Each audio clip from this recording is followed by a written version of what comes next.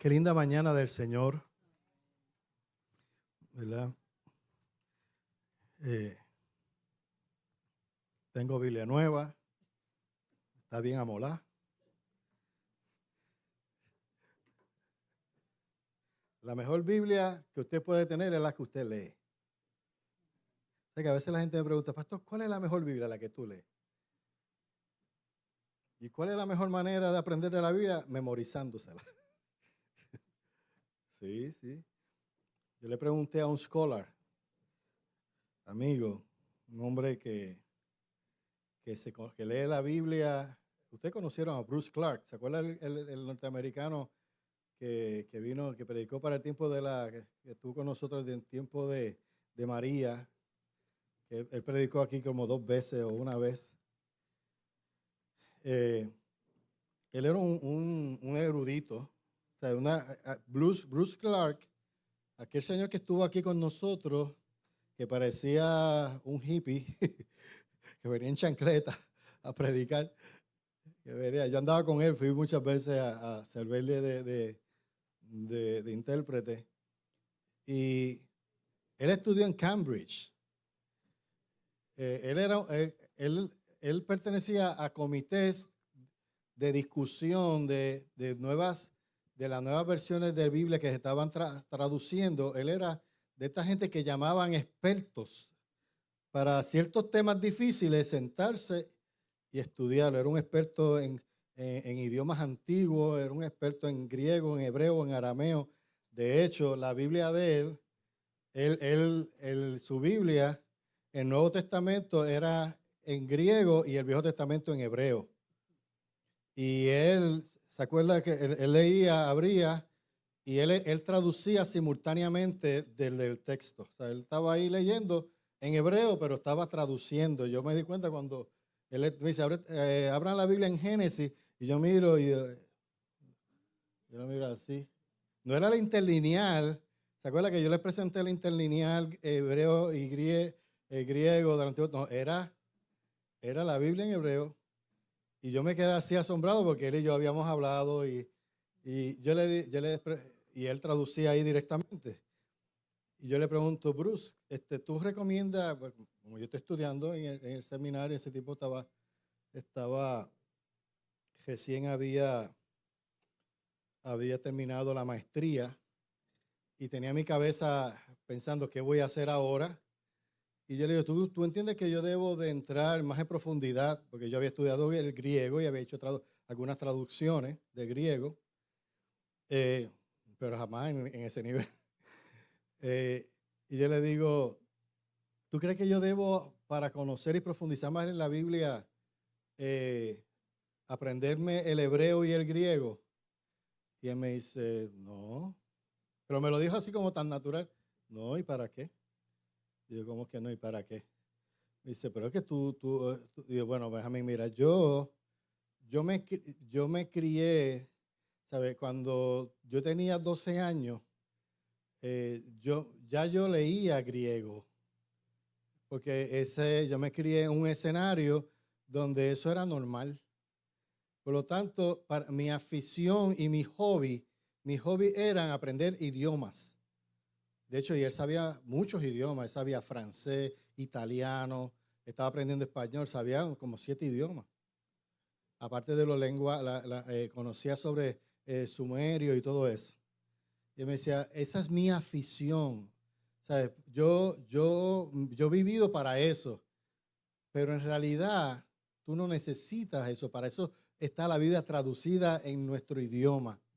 ¿Y qué yo debo hacer para profundizar más y conocer más de la palabra? Él me dijo, leerla. Y yo, ok, sí, pero ¿cómo leerla? Leerla, leerla. Léela bien, de manera fluida. Aprende bien español y si aprendes bien español, hace las comas, porque las comas son importantes, aprende bien lo que significan cada palabra y con cada palabra que tú te aprendas en español, esa es la primera parte y con eso leerlo y fluidamente, tú vas a ver que mientras más lo lees, vas aprendiendo. Digo, si hubiera sabido eso antes de la maestría, En la maestría me sirvió para otras cosas. Pero, ¿qué usted tiene que hacer? Leer. ¿Y volver a qué? A leer. Y tú quieres y volver a leer y leer. No necesita ni comentarios bíblicos, ni siquiera Biblias de estudio. ¿Por qué? Porque lo primero que usted tiene que hacer es leer. ¿Y volver a qué? Leer y escuchar lo que se predica aquí y escuchar. Porque yo tengo montones de Biblias de estudio, las tengo guardadas allí y yo no las uso.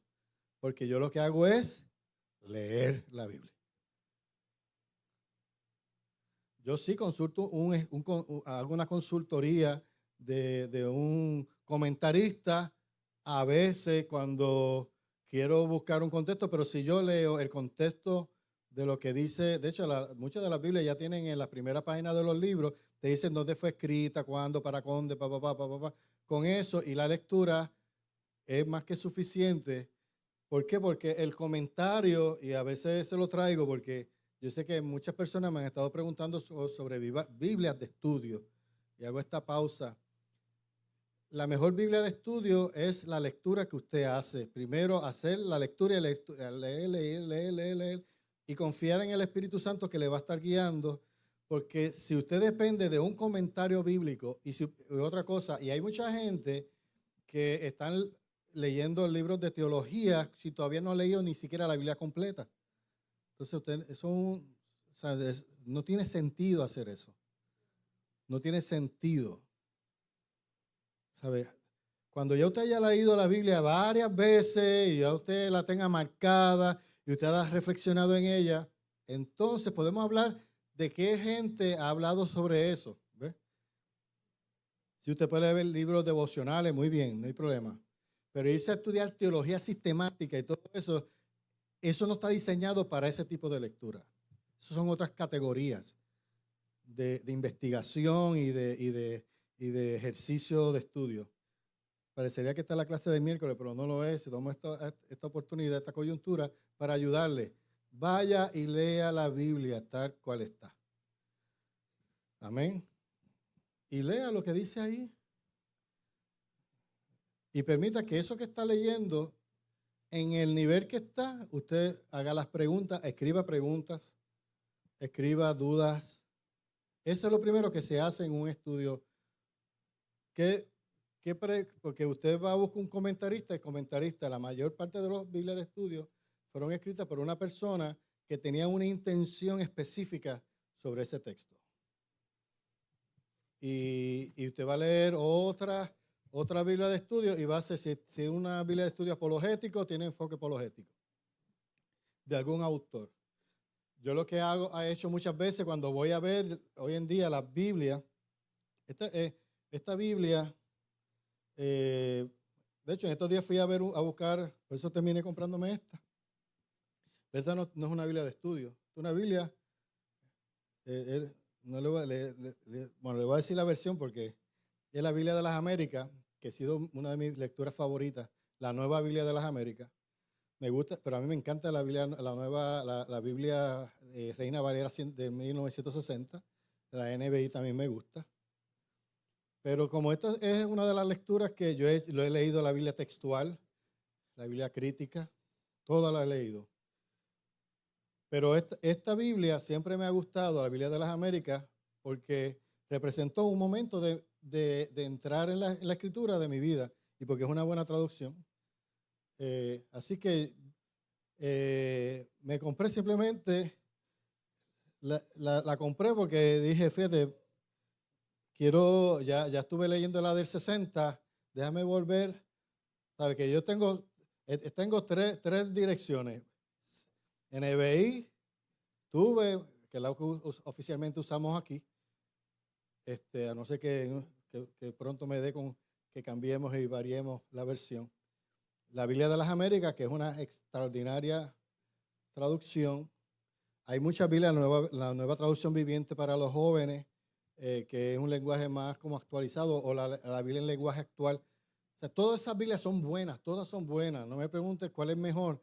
Es cuando usted, la que más le ayude a usted, como diga, wow, esto como que lo entiendo más. Esa es, a los jóvenes, cuando estoy con ellos, consultamos muchas veces la nueva traducción viviente. ¿Ah? O NBI. Sí, ¿por qué? Porque es un lenguaje, pero ¿qué pasa? Los que venimos de la vieja guardia, cuando son de la vieja guardia, que nacimos con la de 1960, para nosotros esa es la Biblia que es. Esa es la santa, la santa, esa es la santa, porque nos criamos con esa. Y yo, de hecho, y yo siempre la uso porque cuando estoy haciendo la lectura, yo me muevo entre todas ellas. Ya la tengo aquí, la tengo aquí. Entonces, tú ves que yo voy a la NBI, voy a la Biblia de las Américas, voy a nueva traducción viviente, Reina Valera siempre está siempre está ahí. Y miro los textos, pero hay una nueva versión que salió recientemente de un proyecto que yo he estado siguiendo en Latinoamérica, muy buena, de un grupo de jóvenes interesantes, eruditos, que me están mirando de cuál es para qué. Esa le puedo hablar después, un proyecto bien lindo que yo lo he estado siguiendo, que se dio dentro del seminario de la Universidad Teológica del Caribe y la enviaron, la trajeron. Fue un proyecto bien lindo y hecho por eruditos latinoamericanos, muchachos jóvenes que se prepararon, hicieron una excelente traducción con un lenguaje muy actualizado. Todas esas traducciones son buenas. Yo lo que le quiero decir es que, vuelvo y le digo, la mejor versión o la mejor Biblia es la que usted ¿qué? Lee y la entiende. Así que léala, escriba preguntas, mire ver lo que le dice el texto, disfrute la lectura. Eso es lo que yo hago. Después yo voy y consulto, me voy en un viaje exegético por allá y busco la palabra en griego y lo que significó y cuántas veces se tradujo ahí. Y me voy en esos viajes de ciencia, de investigación. Pero eso no es lo más importante. Lo más importante es que leerla, memorizarla, orar con ella. Amén. Bueno, dicho eso, el tema de hoy es la mejor manera de vivir. Y esta es una de las mejores maneras de vivir, es leer la palabra, es meterse en la palabra. Así que yo le invito a que estemos en pie y vamos a hacer la lectura de la palabra del Señor.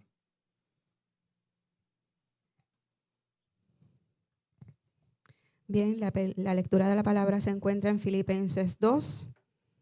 Vamos a leer del 14 al 18. Y leemos en el nombre del Padre, del Hijo y del Espíritu Santo. Hágalo en todo sin quejas ni contiendas, para que sean intachables y puros, hijos de Dios sin culpa en medio de una generación torcida y depravada. En ella ustedes brillan como estrellas en el mundo, manteniendo en alto la palabra de vida. Así, en el día de Cristo, me sentiré satisfecho de no haber corrido ni trabajado en vano. Y aunque mi vida fuera derramada sobre el sacrificio y servicio que proceden de su fe, me alegro y comparto con todos ustedes mi alegría. Así también ustedes alégresen y compartan su alegría conmigo. Amén. Palabra de Amén. Dios. Gracias, Señor, por la palabra que ha sido leída y proclamada.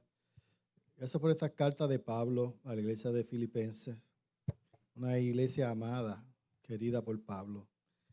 Y gracias por ello, Señor, que recibieron este escrito de primera mano del apóstol Pablo y hoy nosotros la recibimos de primera mano dirigida por ti, Espíritu Santo, que fuiste quien inspiraste esta palabra. Y dice que hoy nos va a alimentar, nos va a despertar a la verdad que necesitamos conocer. Gracias, Señor. Amén. Puede tomar su lugar.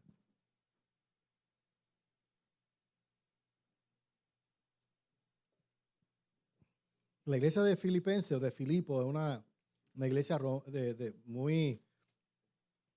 muy romana, ¿verdad? De la época, un pueblo, un país muy, uno de los pueblos que era como un ícono de la cultura de su tiempo, ¿verdad? Hoy en día se habla mucho de la cultura. parecería que si alguien me pregunta por dónde va en la dirección del mundo, la gente quiere volver a sus raíces culturales. Eso es interesante, ¿verdad? Así que pronto andaremos en taparrabos también. Hay que volver a la raíz. Sí, porque tenemos que volver a aprender taíno, aprender pues, todas esas lenguas antiguas, aprender africano. Eso lo que usted va a escuchar en el mundo es, no, porque la cultura, la batalla de la cultura.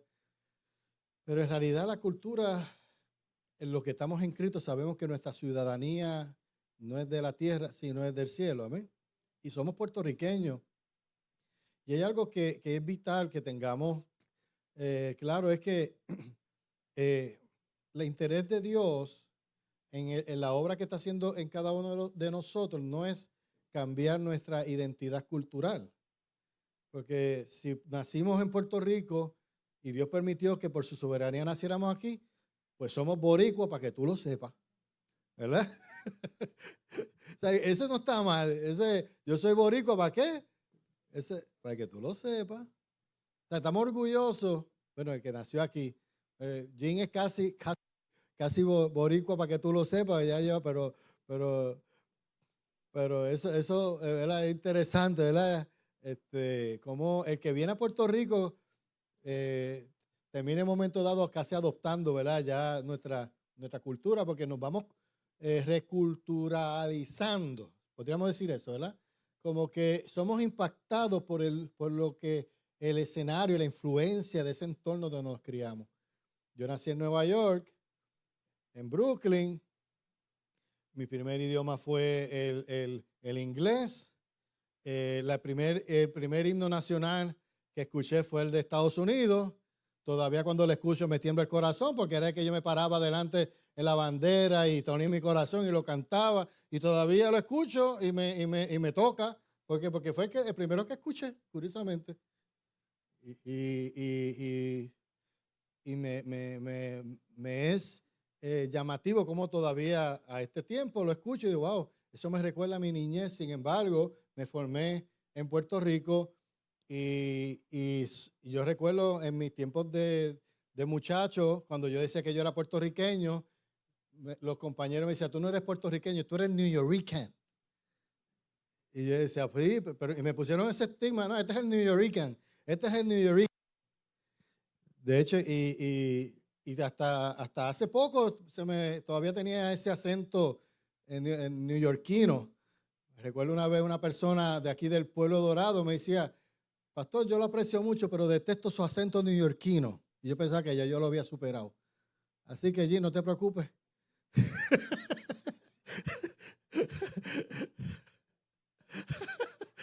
y yo decía, pues yo voy a cambiar mi acento, porque yo jamás pensé, pero ella no sabía que tú parece que naciste por allá porque tú tienes un acento neoyorquino. Y yo, bueno, después me dijo con el tiempo, mira, te ha cambiado el acento. Y yo, bueno, yo tengo que aprender bien español y decir las cosas correctamente para que entonces, pues, concuerde con toda esta gente a quien estoy influenciando con el evangelio, ¿no?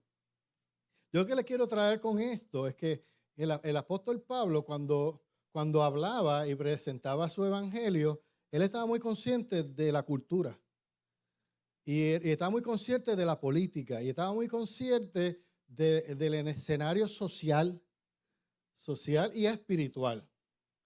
Porque el evangelio no está desconectado de eso. El evangelio habla en medio de todos esos como enlaces, ¿verdad?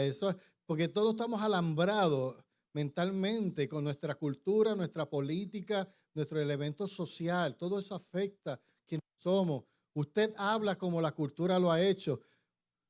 Usted habla como se ha formado, eso está ahí. De hecho, muchos interpretamos y hacemos una teología desde lo que hemos aprendido de nuestra cultura.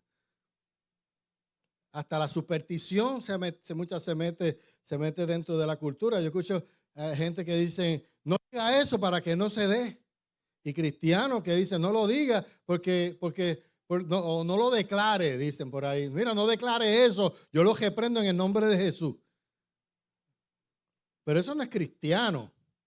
Eso es parte de esta cultura que se introduce en nuestro escenario de vida en Puerto Rico, que tiene que ver con las declaraciones positivas, todo esto de nueva era, ¿no? Que dicen lo que tú declaras, tú lo traes. Entonces la gente lo repite y muchas veces se ha adoptado en el escenario cristiano que la gente anda haciendo declaraciones, decretos. Yo he escuchado cosas tan aterrantes. Escuché hace poco como demandas a Dios. Ponle una demanda a Dios, pero ¿será que para que Él haga esto? Es como donde yo tengo el poder para que Dios haga, eso es hechicería. Cuando yo digo, haz esto, cuando en realidad la oración nuestra es, Señor, hágase tu voluntad como en el cielo, así también en la tierra. La oración cristiana es así. O sea, la oración cristiana es alinear nuestros deseos y nuestra voluntad a la voluntad de Dios y que Dios haga lo que Él tiene que hacer. Así que parecería como que somos como casi como son como expresiones mágicas, estilo Harry Potter.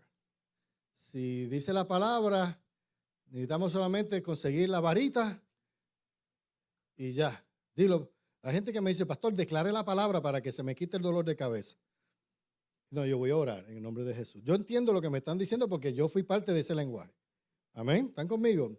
No estoy demonizando eso. Lo que estoy diciéndole es que muchas veces hemos adoptado en la cultura cristiana una cultura que unos elementos que son sincretistas del mundo, que no tienen que ver nada con la fe. Y de hecho que muchas veces nos pone un nivel de estrés también, porque si yo lo declaré y lo oré y no se da, entonces yo no tengo suficiente fe. Entonces tengo que buscar a alguien que tenga más fe que yo. No, hermano, usted tiene la fe mía, la fe en Cristo, porque mi fe está en Cristo.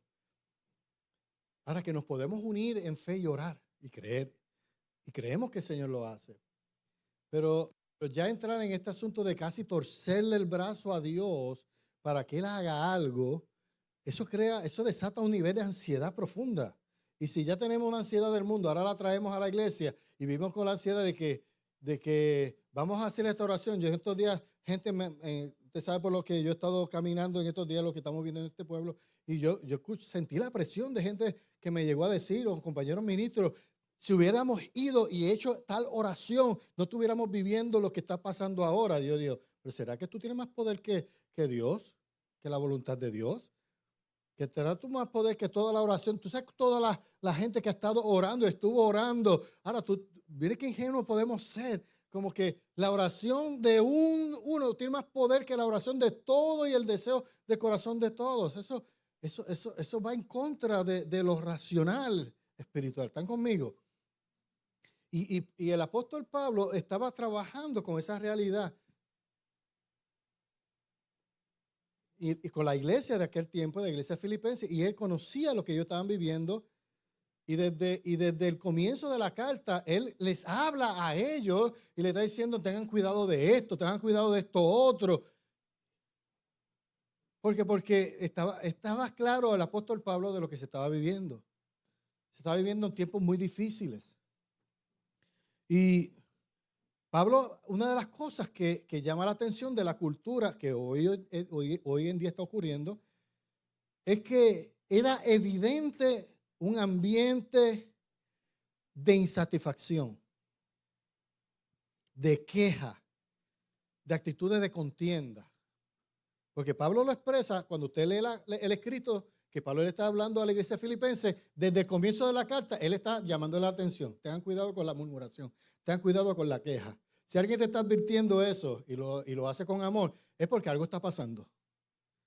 Si alguien te dice, mira, no te quejes tanto, es porque parece que en tu idioma, en tu reacción, te estás quejando mucho. ¿Sabes? Y lamentablemente en Puerto Rico hay demasiada queja. Yo decía, wow, esto se parece a Puerto Rico. Porque hoy en día todo el mundo está maldiciendo este país porque hay una bendita queja, hay una bendita. Sin embargo, entonces estamos preocupados porque los extranjeros están llegando aquí, están comprando las casas de los quejosos que no quieren saber de ellas.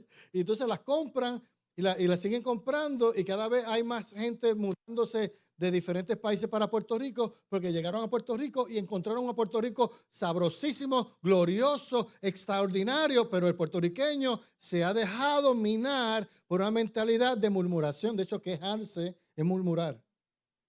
Estaba buscando la palabra en griego para que habla el apóstol Pablo, ahí es murmurar. Y curiosamente, ¿sabes? Como el cambio idiomático, ¿verdad? De quejarte a murmurar, sabemos que es más profundo el tema. Porque por causa de la murmuración, el pueblo de Israel se quedó en el desierto. Por la causa de murmuración del pueblo de Israel, causó que se retrasaran los planes de Dios para ellos, porque la murmuración se convierte en un tropiezo en tu vida. Te retrasa. Murmurar es, en vez de ir para adelante, es ir hacia dónde? Hacia atrás. Murmurar es una actitud de no agradecimiento. Mira para allá lo que me dieron. Mira para allá. Mira para allá. Qué clase de porquería. ¿Cuántas veces usted pecador, dijo, yo sé que todos aquí hemos pecado, entonces dice, y esa porquería que me dieron? Eso es murmurar. Eso es desvalorar lo que se te dio. ¿Qué porquería de salario? Voy a mandar a la empresa. Pero si usted no firmó, no firme. Para murmurar, no firme, por favor, si vas a murmurar después. Tú sabes que muchas veces, una de las cosas que yo practiqué siempre, es que jamás firmo un contrato de lo que yo no esté de acuerdo. Y si yo lo firmo, tengo que salir dándole gracias a Dios por eso. Y yo he vivido engaños, hermano. Créame que yo siempre hablo desde mi vulnerabilidad y mi realidad.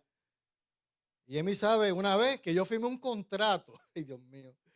Yo firmé una vez un contrato cuando Karina estaba bebé. Bueno, todavía no, estaba en el vientre de Emi. Y yo estoy preocupado. Me dan una oferta de trabajo en un lugar. Y yo voy allí, hago un negocio, el salario que me van a pagar. Y yo renuncio a la empresa, pero yo cometí un error. Que en la conversación, el hombre que estaba allí me hizo una pregunta y yo caí. Le dije cuánto me estaban pagando allá. ¿Y tú sabes lo que hizo el sinvergüenza? Porque es un sinvergüenza. Y las pagó. Y las pagó. Sí, pagó por ella. ¿Sabe qué hizo? Me bajó. Yo hice una negociación de $1.40. Nunca se me olvida. $1.40 más en aquel tiempo, los 90 era algo grandioso. Y yo, wow, que te aumenten $1.40 la hora. Eso es algo grande. Y tú sabes que cuando yo llego el día a firmar el contrato, porque yo renuncié, cuando yo leo el salario, lo había bajado $1.40. Y yo le pregunté, ¿qué pasó aquí? Me dice, ¿cómo que qué pasó ahí? Y yo, no, lo que pasa es que después yo hice una mentira de esa que se inventan los que tienen poder monetario. Y me hizo un cuento y una historia ahí de esa que... Ustedes saben de esos cuentos que le dicen, las tristes cuentos que le dicen, no, lo que pasa es que estamos pasando por un proceso de análisis. Entonces, eso está escrito en un libro por ahí que se lo enseñan a esa gente. Y vivieron con ese cuento, está en un proceso de análisis, de revaluación y bla, bla, bla, bla. Y estábamos mirando y yo por dentro hervío que se me subía así. Y ven, hermano, usted me conoce ahora. Yo soy un teddy bear. Cuando yo en ese tiempo, yo soy un bebé, un muñequito agradable. Sí. Aquel tiempo yo era bien hervío. Y yo miro a ese individuo y de verdad yo me sentí como Dexter. Yo le enjollé, yo de este hombre yo lo voy a picotear. Sí. Pastor, no diga eso. Así de carnal. Libe, es posible estas cosas, ¿verdad que eso puede pasar en una mente? Cuando uno se siente engañado. Yo lo miraba así. Y yo empecé a reprender al diablo. Y yo decía, yo te reprendo, pero me parece, pero yo lo estaba disfrutando. Yo dije, brother, yo te voy a agarrar un día que vayamos juntos en un proyecto y tú te vas a tener que, tú vas a desaparecer del mapa. ¿Sabes? Yo estaba con mi cabeza a tu, ¿sabes? Porque me sentí engañado, me agarró en la carne. Me llevó a la pura carne. Rare. Usted sabe el punto, rare. Tú sabes que bota juguito. ¿Verdad? Así estaba Benjamín Sánchez aquel día. Pero dentro de aquella turbulenta realidad, yo sentí la voz del Señor que me decía, confía. Benjamín, confía. Benjamín, tú oraste. Pero eso se escucha bien bajito. Escucha. Y yo le bajé, yo quería ponerlo en mute. Porque yo quería agarrar a aquel individuo y hacer de todo con él. Pero yo firmé. Y salí herido. Mi esposa sabe que cuando yo llegué, Emi, me engañaron.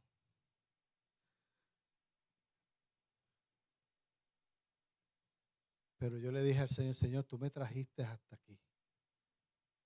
Y tú vas a hacer tu justicia y no la mía. Te pido perdón porque yo sé que yo lo picoteé, lo tiré en el mar por allá, en mi mente.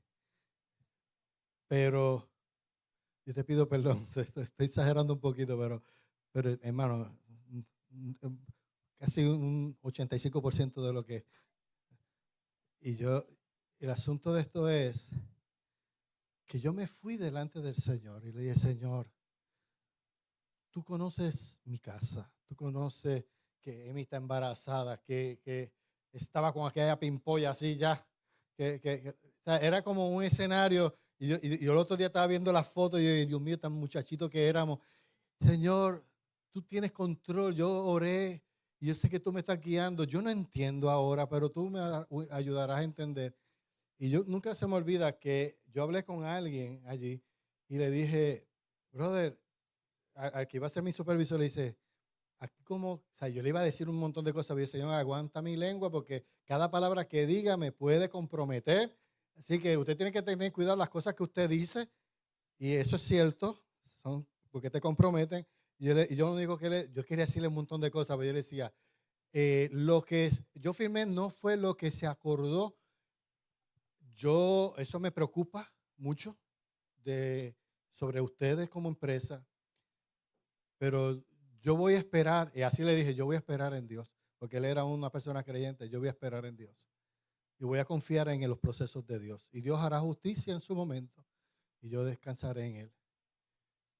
¿Saben? Eso fue en octubre 18. Nunca se me olvida. O sea, recientemente, porque estos días me acordé de que ese fue el día que yo firmé del 92. Creo que fue 93. Y recuerdo que yo me fui delante del Señor y lloré delante del Señor. Y le dije, Señor, tú tienes control de todas las cosas. ¿Sabe qué pasó? Eso fue en octubre. Pasado ese tiempo,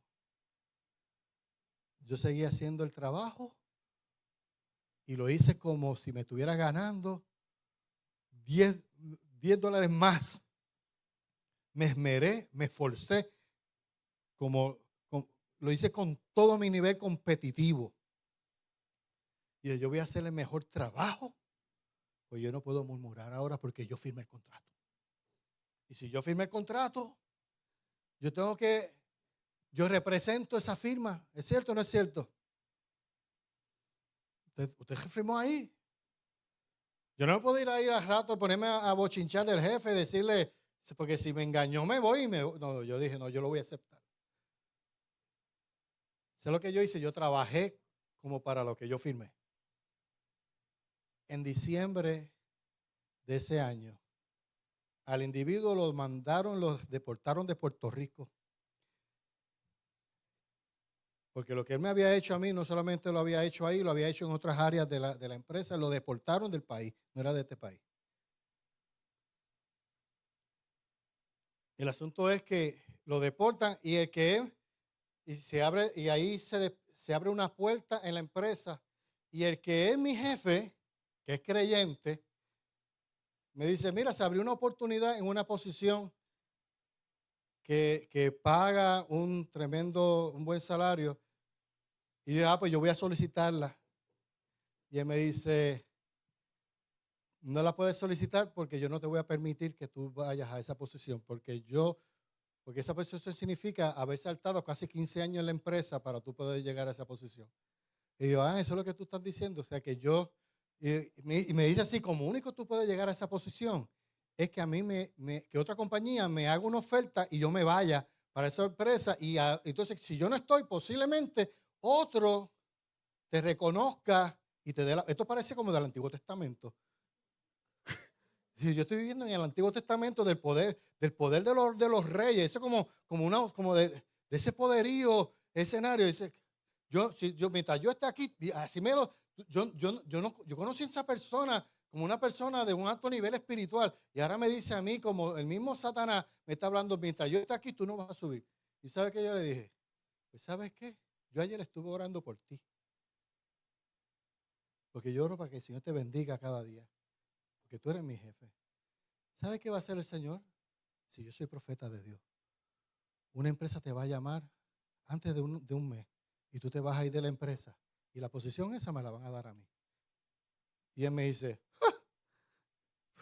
pues que te escuche Dios porque eso está bien difícil. ¿Y sabe qué pasó? Lo llamaron de una empresa.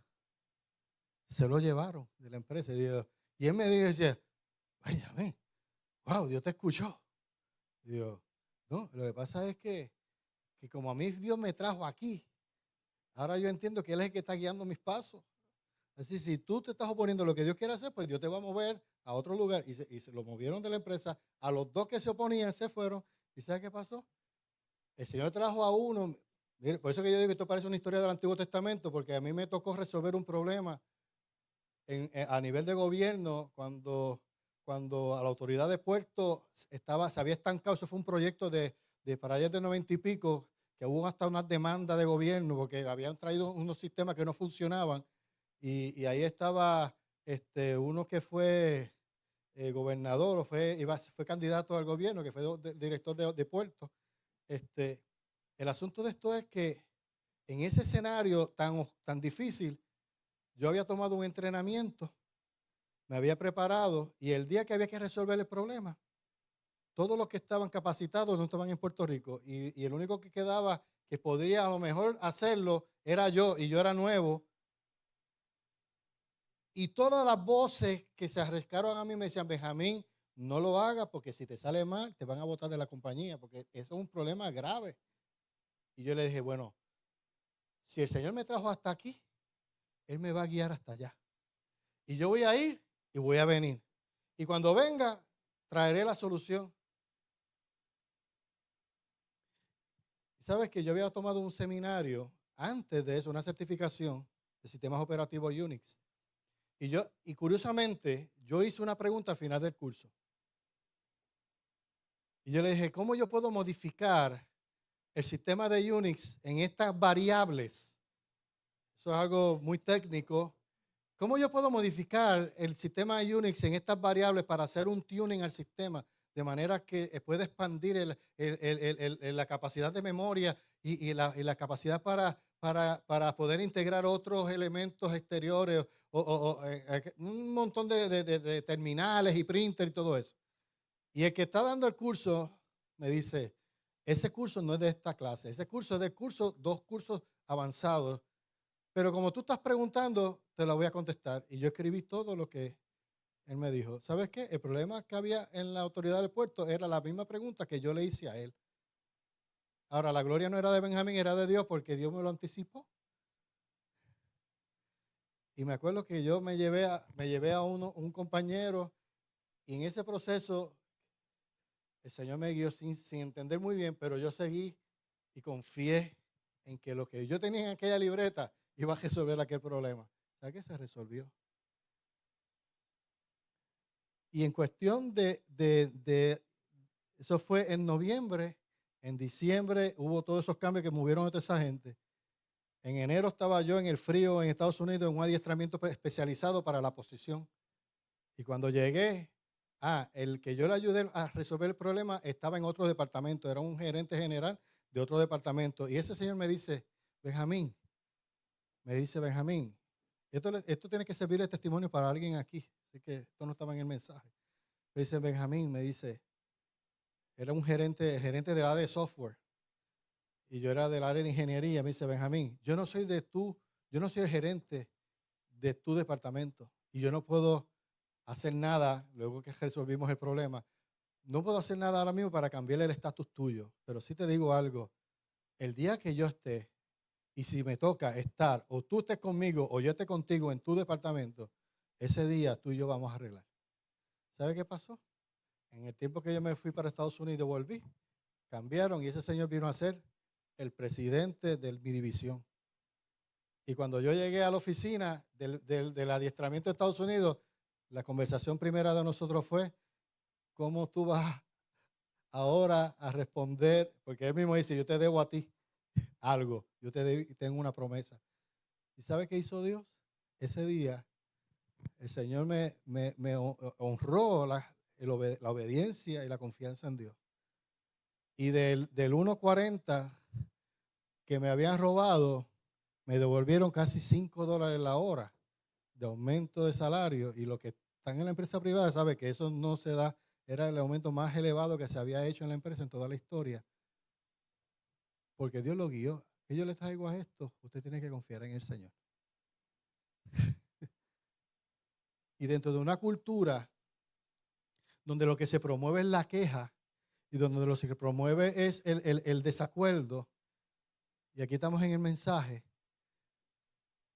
O sea, yo les puedo hablar de esto, de que yo he tenido la oportunidad de quejarme, pero no me quejo porque si yo estoy de acuerdo en el lugar ahí y me puse de acuerdo, yo tengo que ser fiel a eso. Y eso es lo que Pablo quería enseñarle a la comunidad de la iglesia. Pablo le dice en el primer verso, háganlo todo sin quejas ni contienda para que seáis intachables y puros. Y esto no es la primera vez que Pablo le dice a ellos que sean intachables y puros. Y cuando hablaba intachable, la palabra en griego tiene que ver que no tenga spots, que no tenga manchas. En aquel tiempo era importante, había una distinción entre las personas que eran honradas y de un nivel y las que no. Los que vivían una vida descontrolada, una vida deshonrada, vivían con sus ropas manchadas porque no le daban valor. Sin embargo, los hombres y las mujeres que eran respetables a nivel social andaban con sus ropas limpias, y a nivel sacerdotal, a nivel del templo, las ropas tenían que ser limpias porque representaba esa limpieza de su ropa, representaba el estatus que tú tenías con las deidades. Y en aquel caso, el que servía a Dios y servía en el templo, sus ropas tenían que ser limpias totalmente. No podían tener mancha porque representaba la limpieza que tú tenías delante de Dios, que estabas limpio delante de Dios. Ahora, Pablo dice, nuestras vidas deben ser intachables. Eso no está fácil. O sea, cuando vamos a ver, en realidad, no hay manera de que nosotros podamos vivir una vida donde no tengamos una manchita, porque todos tenemos una manchita de algo. Pero qué maravilloso es saber, cuando aplicamos esto a la realidad del Evangelio, que tenemos a Cristo, quien es el sumo sacerdote, quien fue limpio delante del Padre, que murió en la cruz, ¿verdad? Resucitó, ascendió, y ahora Él está delante de Dios como nuestro sumo sacerdote, y Él es quien nos valida a nosotros. Él es quien nos hace limpio a nosotros, y mediante Él nuestras vestiduras son intachables. ¿No te dicen amén? Ahora, que no depende entonces de ti, de mí, depende de nuestra fe en Cristo. ¿Ok? Pablo le dice a él que sean intachables y puros, hijos de Dios. ¿Sabe? Que está diciendo, ustedes tienen que ser, como son hijos de Dios, pues ustedes representan a su Padre. Dios es un rey. Ya conmigo, Dios es un rey. Y yo soy su hijo. Por lo tanto, yo tengo que representar la vestidura de mi rey. ¿Y cómo hacemos eso? Con nuestra fuerza no podemos, con nuestra capacidad, pero en Cristo, a través de Cristo y tener una conciencia de esto, nos permite vivir una vida limpia delante de Él. Le dice, vivimos en medio de una generación depravada, vivimos en medio de una generación torcida. Yo creo que no ha cambiado mucho. ¿Eh? Pero Pablo le dice, ustedes brillan en medio de esta generación. Ustedes son como lumbreras, son como luces. De hecho, las palabras lumbreras en el firmamento representaba un escenario de autoridad y de reconocimiento en medio de la sociedad.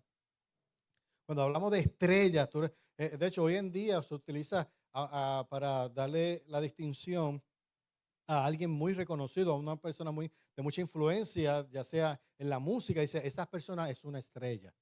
¿Cuánto lo usamos, no? Es una estrella, de eso viene. Esta persona es una estrella, lo que significa es que esa estrella es particular en medio del espacio. Es como una estrella, es algo que alumbra en medio de la oscuridad. Distinguimos las estrellas porque el espacio es profundo y oscuro. Y él dice, en medio de esa profunda oscuridad hay una luz, hay una estrella. Y Dios nos llama a nosotros a hacer esa luz en medio de una profunda oscuridad. La distinción nuestra en este mundo oscuro es que seamos luz. De hecho, Jesús en un momento dado dijo, ¿ustedes son qué? Luz del mundo. Y decía, y la luz, una lámpara, hablando de una lámpara de aceite, decía, la luz no se puede ocultar. La luz debe ser, ¿qué?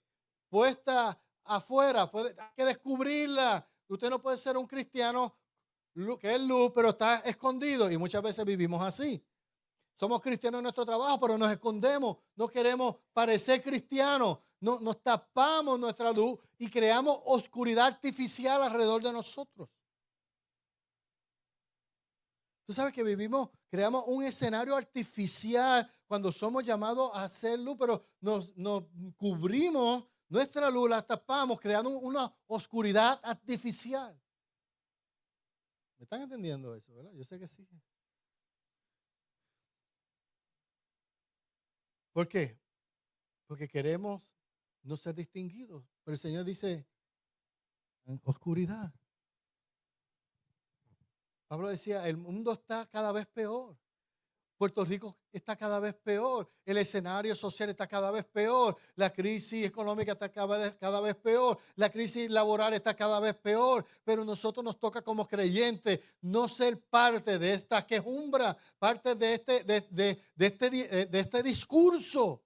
Eso es lo que Pablo está hablando. No se vayan por el discurso general.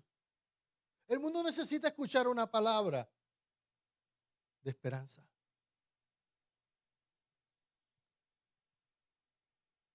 Cuando a mí me tocaba negociar, nosotros teníamos una división de la empresa donde una de las empresas que trabajé tenía un sindicato profesional y a mí me escogieron para hacer un puente entre la gerencia y los que estaban sindicalizados. Me pusieron como puente para hablar entre ellos. Mi tarea era traducir el lenguaje de estos que daban puños en la mesa y estos que estaban tratando de quitar de lo que había. Y eso no era fácil porque estoy el que está dando puño en la mesa y estoy en el que está bien vestido, que está convenciéndote de cuánto te tengo que descontar y que tú digas sí, pero en realidad no es lo justo, ¿no? A veces hay que recortar porque no hay, ¿no? Eso es lo que la gente no entiende. Pero a veces se está recortando para que haya para otro, ¿no? Y a mí me tocaba hacer el puente entre dos, reunirme con este otro, tratar de transar entre los dos. Y eso no era una tarea fácil. Y dice, Señor, ¿por qué tú me pones siempre en medio de estos dos escenarios? ¿Y cuántas veces tuve que decir en un momento dado, mire, Señor, yo no puedo transar por eso porque eso no es justo y eso no es claro? Y yo eso lo decía así, ¿sabes qué? Y tú sabes quién yo soy, tú sabes en qué yo creo y tú sabes cómo yo vivo. Créame que si yo llegaba a haber fallado y tenía una mancha, ¿sabes qué me iba a decir? Pues a mí no me venga con cuentos porque yo te he visto a ti haciendo trucos. ¿Cuántos están conmigo? Si tú en el trabajo no eres achable, eres de los que trabuquea, el jefe lo sabe y cuando llegue el momento te va a decir, no, tú no puedes hablar, yo a ti te mangué en esto, en esto. ¿Cuántos me entienden lo que estoy hablando? Pero mi jefe me decía, yo sé que yo contigo no puedo, tú me pones presión a mí. Yo decía, eso no es justo. Ahora, ahí yo me daba cuenta que era luz en medio de esa realidad. Ahora, ¿cómo tú y yo podemos ser la luz en este mundo cuando todo se viene abajo y cuando muchas veces los que somos creyentes nos convertimos en parte de esa oscuridad que en nosotros es artificial porque hemos tomado la decisión de ocultarnos cuando somos llamados a ser luz? Y como único podemos hacerlo es ser vocales cuando hay injusticia. Que tenemos que ser vocales cuando otros callan. Tenemos que aprender a ser vocales y ser voz profética, porque para eso Dios nos llamó, para ser voz profética. Y ser voz profética de Dios es ser voz de Dios en medio de la injusticia. Por eso que yo le estoy hablando que el evangelio es mucho más que preparar gente para el cielo. No, es preparar gente para vivir y enfrentar el infierno de esta realidad que vivimos hoy. Si tú y yo podemos escapar a este infierno, no habrá infierno que podamos escapar cuando el Señor venga y moramos, porque donde tenemos que escapar del infierno es de ahora, de esta realidad infernal en la que vivimos nosotros. Sí, porque si usted y yo no podemos resistir hoy y ser luz, la perdimos. Hay gente que me dice, yo quiero salvarme para cuando yo muera. Y yo, bueno, si tú no puedes vivir salvo y con una vida salva ahora, tú no te mereces la salvación en la muerte. ¿Por qué? Porque tú y yo estamos caminando en un camino que se supone que es el camino de la salvación. ¿Cuántos dicen amén? Caminamos en el camino de la salvación. Por ende, si tú caminas en el camino de la salvación, tu final es salvación. Dice amén. Pero si tú caminas en perdición, no puedes esperar que al final tenga salvación. Eso es contraproducente, no tiene sentido. ¿Tiene sentido o no tiene sentido? Si tú vas en una ruta en la bicicleta y te advirtieron, ¿verdad? ¿Cuántas veces tú ibas al frente en el ciclismo y te tocaba ir al frente? ¿Qué hace el ciclista de al frente cuando está montado? ¿Se olvida de todo el mundo? ¿Qué hace? Está señalando los boquetes, ¿verdad? Y dice, mira, boquete aquí, boquete acá, boquete aquí. Si tú no señalas el boquete que viene atrás, se va a caer y la grupeta se va por el bajanco. La tarea de la iglesia es caminar el camino y mientras camina señala y ten cuidado aquí, ten cuidado allá. Pero él puede decir ten cuidado porque él está caminando derecho. Él puede decir ten cuidado porque él evitó y pasó al otro lado. ¿Me sigue? Que no es asunto de yo decir yo soy más santo. No, yo te puedo hablar de lo que yo he vivido. Yo no te puedo pedir más de lo que yo no he hecho. Y los que me conocen aquí en el servicio saben que yo no le exijo a ningún líder más de lo que yo no haya hecho por usted. Porque sería yo entonces un hipócrita. Pero si yo he podido cuidarte, he podido escucharte, he podido caminar contigo en tus momentos, yo solamente te pido que lo hagas con otro. Y eso es lo que Pablo estaba haciendo. Pablo estaba enseñándoles a ellos que en un mundo donde se había perdido el afecto, donde ya se había perdido la tolerancia, le estaba diciendo, mire, por favor, hagan lo que yo hice con ustedes. ¿Ah? Por eso es que mantente viviendo a la altura de quien tu vida realmente debe representar. Y quien nosotros representamos es a Cristo. Amén. O sea, que tenemos que mantenernos viviendo a la altura de quien nuestra vida realmente debe representar es a Cristo. Y segundo, debemos vivir conforme a los valores del reino de Cristo. O sea, si vivir conforme a los valores del reino de Cristo traerán con ello una profunda satisfacción. ¿Qué satisfacción más grande tú poder vivir una vida en Cristo? Y vivirlo es ser esa luz que el mundo necesita, ser ese consejo que el mundo necesita, ser ese apoyo que el mundo necesita. Este mundo necesita esa gente de Dios, pero la gente, tú y yo no nos podemos unir a ese coro de la cultura. No.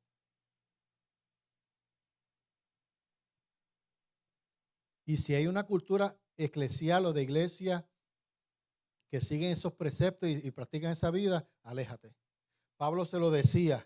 Pablo se lo decía un momento, ¿se acuerdan del mensaje pasado que hablé? Dice, de esa gente ni te juntes con ellos. Los cristianos que practican eso. Yo hay cristianos que yo le digo, mira, quédate ahí tranquilo, yo sigo trabajando. No, yo, pastor, yo lo veo a usted demasiado como hablando con mucha gente mundana. Digo, bueno, pues yo voy a seguir hablando con los mundanos, porque los mundanos son los que necesitan. Mire, yo le voy a decir algo. Lo más aburrido del mundo es cada vez que yo tenga una reunión, tener un culto con alguien. Pastor, hay gente que son adoradores de culto al culto. Si se reúnen dos cristianos, es para hacer un culto entre los dos. Y aleluya, y gloria a Dios. ¿Y cuándo van a hacer luz al mundo? Vamos a cantar, tenemos que cantar un corito. Ok, cantemos un corito. Sí, pero, y he visto gente que dice, pastor, vamos a hacer un culto aquí. Y yo, ¿por qué?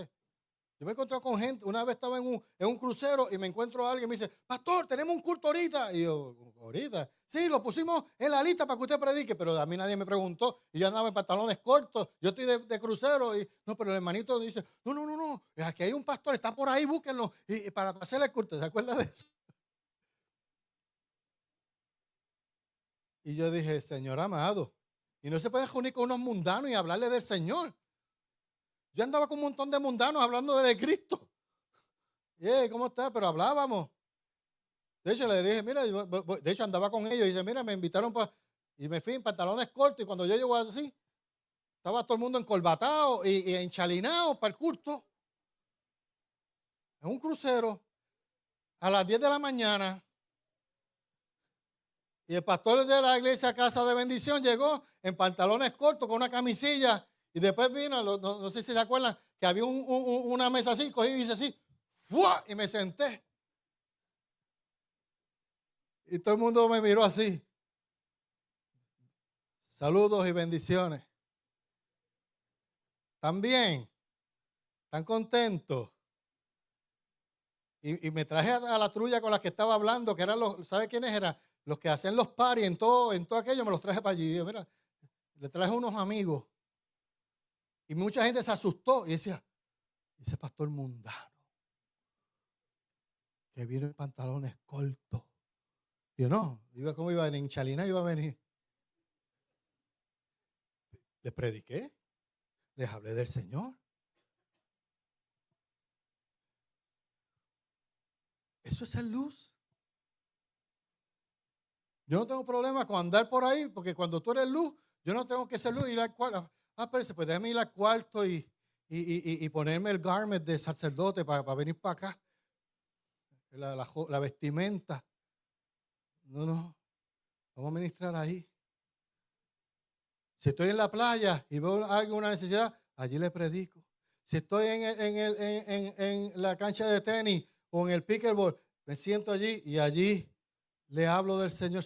El Señor te llamó a hacer luz en medio de este mundo, en medio de una realidad donde lo más que hay es un pueblo carente, necesitado de que alguien le hable diferente a lo que se está escuchando alrededor. La gente necesita escuchar una nueva palabra, una palabra refrescante, un consejo sabio. Pero a veces estamos tan metidos en nuestro propio entorno y hacemos, cada vez que me reúno, me voy a reunir, pero es para hablar. ¿Sabes la cantidad de gente que me invita para estudios bíblicos? Y yo le digo, ok, te voy a decir, ¿cuántos estudios bíblicos ya tú llevas ahí? ¿Cuántos años llevas? ¿Cuántas personas tú le has llevado ese estudio y se lo has explicado a un no creyente? Eso sí, si tú me dices a mí que estás rodeado con un montón de mundanos y perversos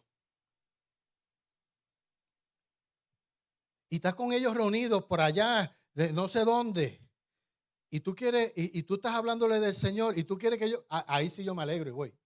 Pero si tú me dices a mí que estás reunido con el hermanito de la iglesia tal y a otra iglesia tal, y ya yo tengo suficientes cultos aquí, me estás invitando para otro culto más, para tratar de convencer a cristianos más de los que todavía no se han convencido en toda su existencia, eso está difícil, hermano. Entonces tú lo ves peleando en teología. No, porque si yo soy reformado, que soy arminiano, que soy calvinista, entonces tú sabes lo que viví toda la vida en esa vaina, hermano. Mire, vais a predicar el evangelio de Cristo a los necesitados. Yo hago ese discurso, yo tengo mi escenario en el seminario, me siento a discutir con ustedes, yo tengo aquí el escenario perfecto para yo enseñar, yo sé, pero yo no puedo sacar más tiempo para irme a otra reunión a tratar de convencer a cristianos de que crean otra cosa de lo que creen. O sea, y lamentablemente la iglesia muchas veces está viviendo en ese escenario. Qué lindo cuando tú puedes estar en un escenario donde se distingue la luz de Cristo en tu vida. ¿Y sabes cuándo se da? Cuando tú puedes orar por alguien que no cree. Pues ese es alguien que las palabras que salen de él no son las más bonitas, pero tú estás haciendo luz en medio de esa realidad. Por eso que tenemos que vivir conforme a los valores del reino de Cristo. Esos son los valores. Valores que se conviertan en guías para ellos. Pablo en un momento decía, así en el día de Cristo me sentiré satisfecho de no haber corrido ni trabajado en vano. Pablo le está diciendo a ellos, vivan de manera que el esfuerzo que yo he hecho valga la pena, ya sea que yo muera y vaya a la presencia del Señor, o ya sea que yo pueda ir y reunirme con ustedes. ¿Y sabe cuál es mi satisfacción más grande? Saber que usted está haciendo luz, está haciendo vocal del Evangelio. Que usted le está hablando a alguien, me hace feliz a mí. Me hace feliz a mí verlo a usted en el escenario más oscuro hablando de Jesús. ¿Eso es lindo o no es lindo? Eso es maravilloso. Porque hay alguien que necesita. Haz que cada esfuerzo realizado en tu vida resalte el valor que representa la cruz de Cristo. Amén. Porque Cristo murió en la cruz. Haz que valga. Haz que valga. Él murió para que tengamos una nueva realidad de vida. ¿Sabe? ¿Qué me mueve a mí a proclamar? Saber que hay uno que murió por mí. Él murió por mí. ¿Cristo qué? ¿Qué hizo Cristo? Murió por ti. Murió por tu culpa. Tú eres culpable y Él murió por ti. ¿Sabías eso? El culpable eres tú. Y Él dijo, no, yo voy a morir por ti. El que tenía que morir en la cruz eras tú. Era yo. Y nosotros no le damos, si nosotros tuviéramos la conciencia y el valor de la cruz y del sacrificio de Cristo, fuéramos más vocales de verdad. De verdad fuéramos más defensores de esto que creemos. ¿Por qué? Porque Él, tú merecías esa cruz, pero Él fue el que murió ahí. Y me da tristeza que seamos burladores de la cruz. Cada vez que nosotros nos avergonzamos de hablar de la fe, avergonzamos la cruz. ¿Sabía eso? Avergonzamos el sacrificio de Cristo. Es como si le diéramos una bofetada en la cara al mismo Jesús, le dijimos, lo que tú hiciste no vale, no sirve para nada. Porque andamos en nuestro propio lloriqueo personal, en nuestra propia quejumbra personal, en nuestra propia insatisfacción personal. Estoy insatisfecho. Cada vez que yo vivo y sigo repitiendo esta insatisfacción, estoy burlándome de la cruz de Cristo. Pablo está hablando de eso. Mientras tú te quejas y te burlas y vives como el mundo, estás burlándote del sacrificio de Cristo. Esto es un mensaje fuerte. Pero si no despertamos esa realidad, no vamos a ser efectivos en un mundo que está lastimado. ¿Sabía eso? Cuando en estos días me pidieron que hablara para traer una palabra de consejo, yo lo miraba y miraba a la gente y me daba compasión. Y yo lo miraba así a todos. Y dice, aquí hay dos cosas, me pongo a lloriquear con ellos, lo cual es parte del proceso de llorar con la gente. Y vamos a llorar juntos. Porque hay que llorar. A veces hay que llorar juntos. ¿Sabe que parte de la realidad nuestra es llorar con la gente? O sea, no es decirle a la gente, tranquila, vive en victoria. O sea, que yo escucho creyentes que dicen, tranquila, todo está bien, no declare eso, que eso, no, mantente positivo, tenemos que estar positivos. Mire, hermano, en realidad a veces no hay nada positivo.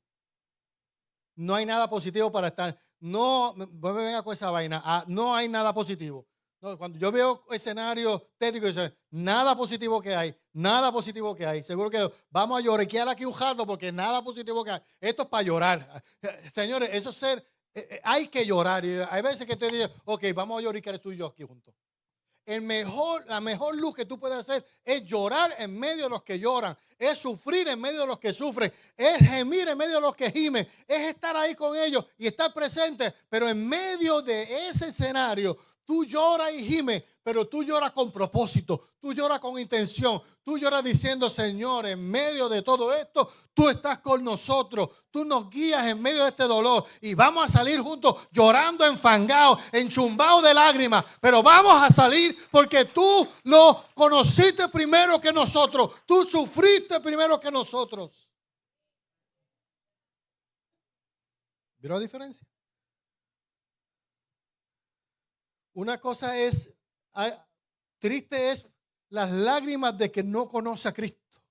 Pero las lágrimas del que conoce a Cristo son recibidas en la presencia de Dios y son como algo extraordinario, son como perfumes en la presencia de Dios. Es la diferencia. Cuando tú lloras no es lo mismo que cuando llora el que no conoce, porque tú conoces y tienes esperanza, pero el que no tiene fe no tiene esperanza. Pero cuando tú lloras con el que no tiene esperanza, la esperanza nace en medio de esa oscuridad.